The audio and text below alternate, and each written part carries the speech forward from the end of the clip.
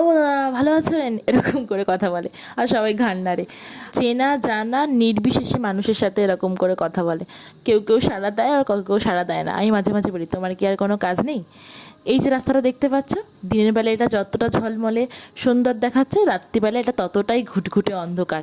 মানে এই রাস্তা দিয়ে একা একা যেতেই পারি না আমি। আমার তো ভীষণ ভয় লাগে, কারণ ছোটোবেলা থেকে তো এখানে থাকি না, তাই আমার ভয়টা বেশি।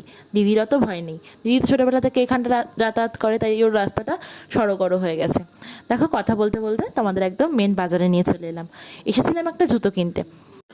অনেক দিন ধরেই ভাবছি আসবো, কিন্তু সময় আর হয়ে উঠছে না। তাই আজকে ফাঁক পেলাম যখন, আজকেই চলে এলাম। এটা ছিল আগের উইকেন্ডের একটা ভিডিও, তোমাদের সাথে কিন্তু আজকে শেয়ার করছি। কি করব বলো, তোমরা তো জানোই আমি খুব লেটে ভিডিও দিই। জুতোর দোকানের ভিডিওটা করা হয়নি, তোমাদের সাথে বাড়ি গিয়ে শেয়ার করব কী জুতো কিনেছি। আর এখানে দেখো, একটু নিয়ে নিয়েছি হচ্ছে মিষ্টি আর মিষ্টি দই, যেটা খেতে আমার খুব ভালো লাগে। মিষ্টি দই খেতে আমার